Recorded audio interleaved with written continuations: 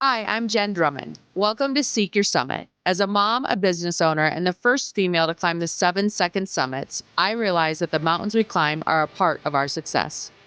And it is up to us to go beyond that success into a life of significance. Hi, everyone. Thanks for joining me again today. Today, we are at episode number 3 of the BreakProof book series. Yes, you need to buy the copy. BreakProof, 7 strategies to build resilience and achieve your life goals. Over the next 7 weeks, I'm covering each chapter by the week to give you more details to supplement your reading. After this series, we're going to get back to regular interviews, and I have some fun guests to share with you, so I'm super excited. Today, we're getting into chapter 1, casting your vision wider and deeper. The book started here because that's how my whole pursuit started. I got into a horrific car crash in 2018 that should have taken my life and didn't. That woke me up to the idea of I don't get to choose when I die, but I sure get to choose how I live. And I'll be honest, I was checking boxes. I'm done checking boxes. I want to start living and playing and being out in this world, and I don't care about the box, whether I fit in it, don't fit in it, all the things.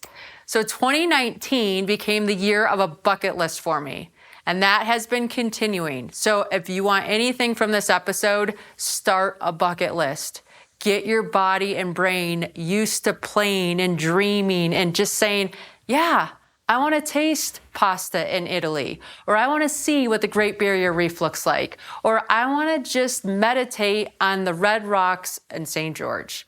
Whatever that is, start making a list, because when life gets hard, you kind of get excited looking at that list, and then you start putting things on your calendar, and life gets pretty entertaining, to say the least.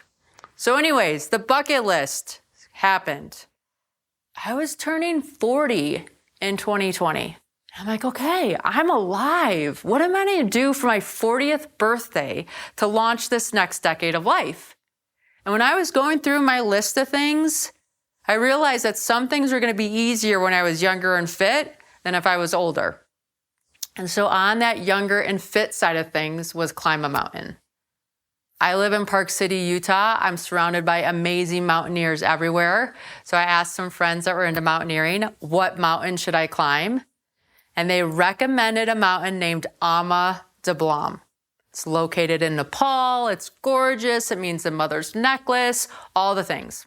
I'm like, okay, I'm going to sign up for Ama de Blanc. Well, if you recall back to 2020, a pretty significant event happened that year. COVID came in and disrupted all of our plans and made a lot of us homeschool teachers because our kids were not invited to go to school because we were worried the world was going to crash and burn with this new disease. So I was a happy homeschool teacher, and one of my sons was struggling with their math homework. So I did that parent pep talk we all have. We do hard things. You've got this. Go for it.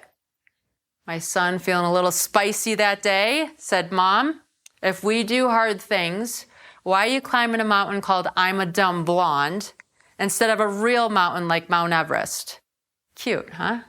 Ama de Blanc, honey, not I'm a Dumb Blonde. Thank you. So he finished his homework. We looked at Everest, and he went to bed. But I was still looking at Everest. There was something about it that was like, you know what? Maybe I should. Maybe I should look at Everest. And I kind of looked at it for a few days. And then I had the courage to call somebody, a coach named Alan Arnett. And actually, when I was on the call, I was debating whether I was going to use my name or not. Because I get a little nervous if I'm going to say something, like, is this going to come back to me? I did end up using my name. And I told him I was looking at Everest. He's like, I can get you ready. Made it sound like I'd be, no big deal. We've got a year. You're good to go. And before you know it, this girl right here who had never slept in a tent signed up for Everest. And Alan gave me a book about becoming an uphill athlete. And I was reading that book, and in the front of it, There was a lady who got a Guinness World Record for doing something in the Alps, and for some reason, the stars, the moon, the sun, the tides all aligned, and I thought I should also do something to get a Guinness World Record. And so when I was talking to Alan on the phone, I hinted to that, and a month later, Alan calls me back and he's like, Jen, I've got your Guinness World Record. I think you should be the first female to climb the 7-second summits. Friends, I didn't even know what the 7-second summits were. I'm like, what? A tongue twister? What are you talking about? Alan gave me the details. It got me all excited. It was one of those whole body yeses. I have no clue how, because I had not climbed a mountain anywhere as of yet. But here we are on the tail end of that, and this amazing book that you're gonna go buy so you can get more details on all these stories that I'm sharing. And that's where we are today. So the chapter of the book that starts the whole thing is cast your vision wider and deeper. Our goals start as teeny tiny little things, right? Like, hey, I like sewing. All of a sudden now you're sewing a shirt, and then maybe you start a company and you have a clothing line and all these different things. It didn't start necessarily with a clothing line. It started with a hobby that you liked that you expanded into something else.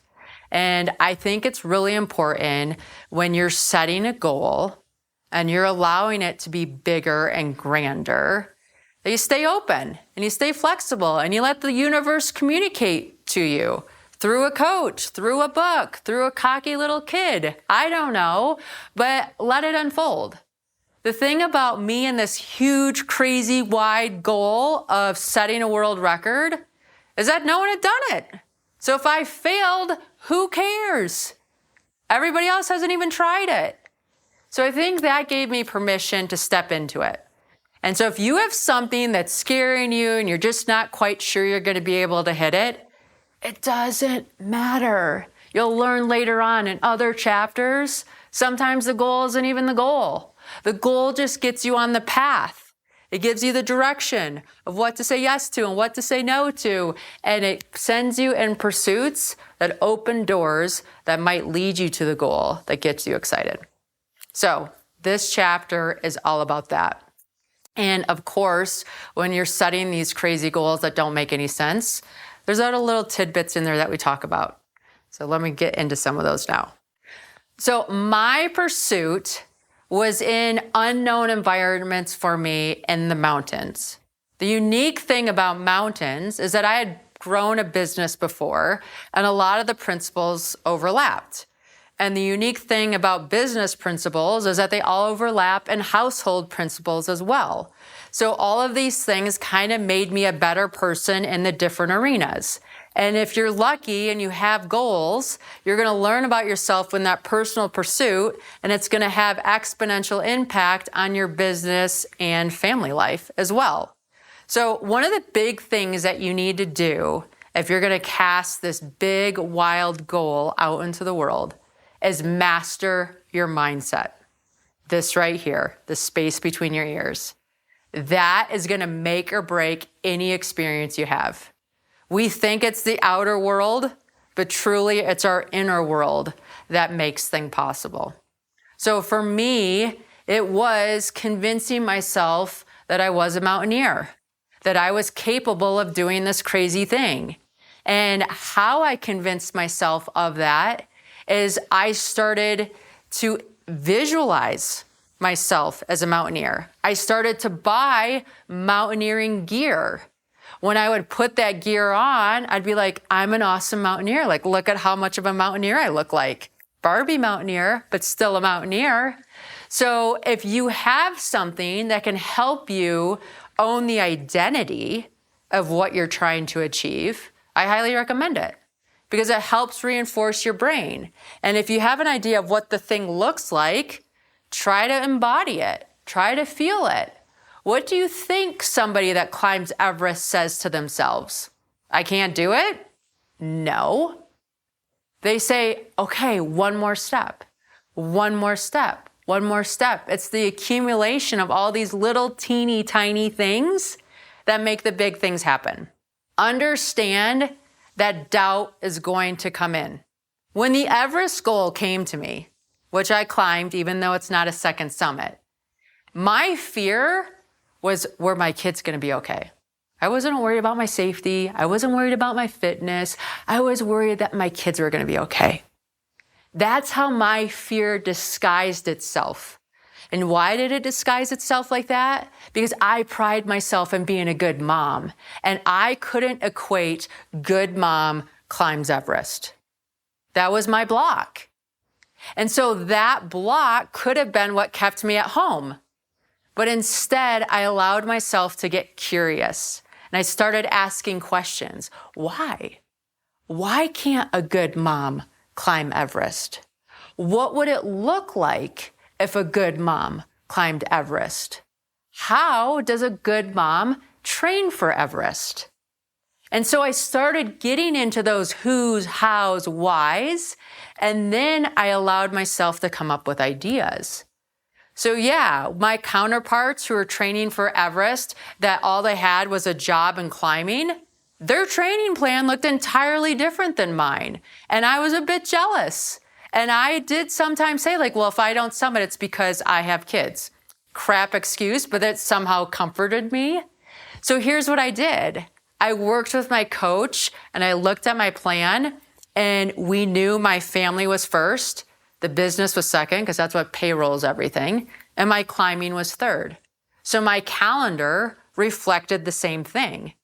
And when I would have to build my training plan, that sometimes meant I was the mom at soccer practice with a 12-inch step and a backpack full of water bottles doing those little step-ups, because it gave me an hour and a half of training while watching my son. I all of a sudden was the mom that parked way away in the parking lot because I could get extra steps in. I would wear ankle weights so that I could get extra weight in. Anywhere I'd go, I'd have a backpack on because it would help my body get used to carrying that weight. If you allow yourself to get creative, doubt doesn't have space. The excuses that you have, you realize is fear disguised, and you start picking it apart and you start winning.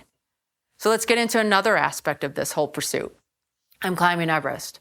How does a good mom climb Everest? Okay, well, good moms make sure their kids are taken care of. So I call grandma, I get the nanny lined up, I have extra people helping, I have a friend that's a chef that's filling in. I mean, I'm looking at these kids' calendar. They are cared for.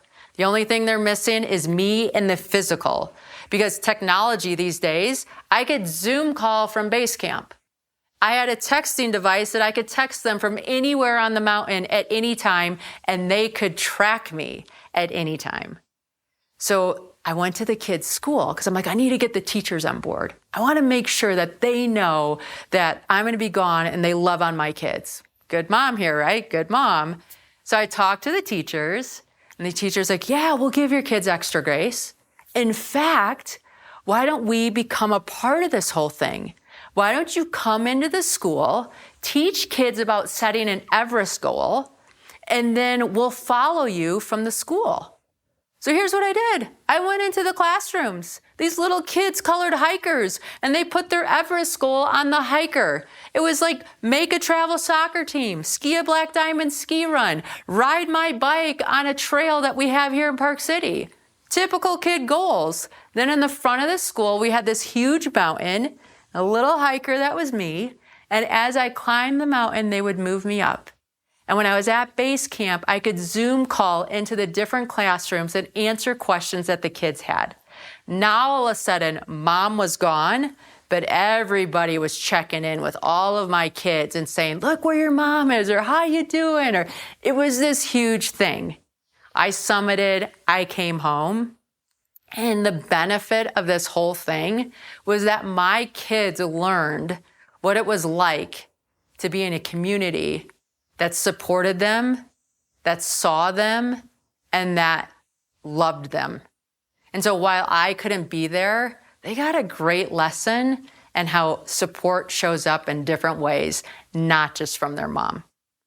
So when you set this big, wide, deep goal, know that whatever excuse that you have is fear. and that's to be dissected and looked at because you can solve fear. So when you're doing this big, wide goal, you're not allowed to throw it on a piece of paper and be like, okay, there we go. You have to put an action plan into play. And to put that action plan into play, you need to get real honest on who you are. So we're using Everest in this example because the book doesn't cover Everest at all. And I need to be like, hey, Jen, what are your strengths? What are your weaknesses? What are you afraid of? What are you going to encounter? And how do we close that gap? So I'm not a huge person. We knew a strength of mine was not going to be carrying a bunch of weight.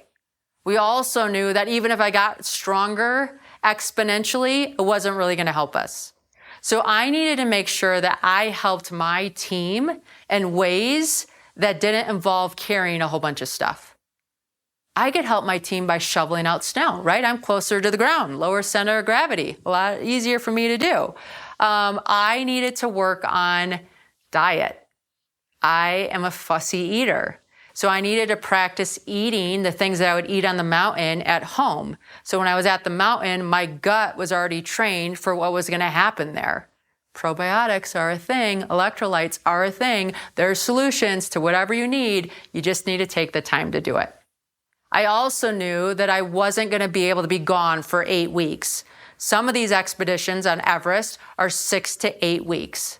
Instead of having that be a limitation, it allowed me to say, okay, what other solutions are out there? I live in Park City. We have a lot of altitude doctors. One of the doctors introduced me to a company that makes tents, and these tents simulate an altitude environment in your house. So when I would go to bed, I would be like I was sleeping at base camp on Everest. That allowed my body to physiologically change and be prepared for that lack of oxygen environment. So when you see things that are obstacles or setbacks or areas that you need to close the gap so your skills evolve, there's choices, especially when you give yourself time to explore them and think about them. Having a coach, having a mentor, having friends that have done this thing before. My coach knew things on the mountain that I would come up against. We could role play them. We could talk about them. He had photos of the exact places that tents would be going and areas that we'd be climbing. So then when I was training, I could visualize them in my head. And then when I was there, I was like, oh, we're on the Lhotse Face. The Lhotse Face is a 3,700 foot outdoor Stairmaster. Okay, that's a little scary, outdoor elements or whatever. I live by a ski resort. When the ski resort would close, I'd put a backpack on and I'd hike up at night and I would make sure I'd get that same vertical feet. In fact, I'd actually do more than the vertical feet so that I had confidence in my fitness level, which then eliminated that concern when I was climbing. So you're gonna set this big, wide goal and you're gonna have areas that you're like, okay, I'm competent here. I'm overcompetent here. I'm undercompetent in this area. It's okay. You can't be all things to your goal. But that means this undercompetent area, you need to know how you're going to handle it and communicate it to your team. So they know how you're going to handle it and you guys can work together and work around those limitations that you have. Big, Everest-like, wide, deep goals are going to take time. When I started this pursuit, I had no time frame in mind of when it would be done.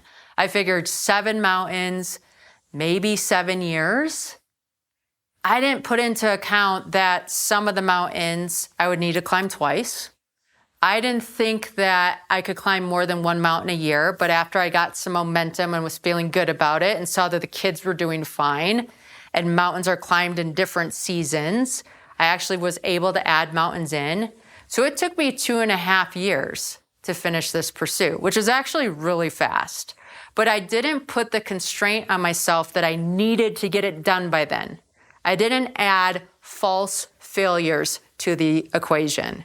So you're gonna have failures in what you're doing.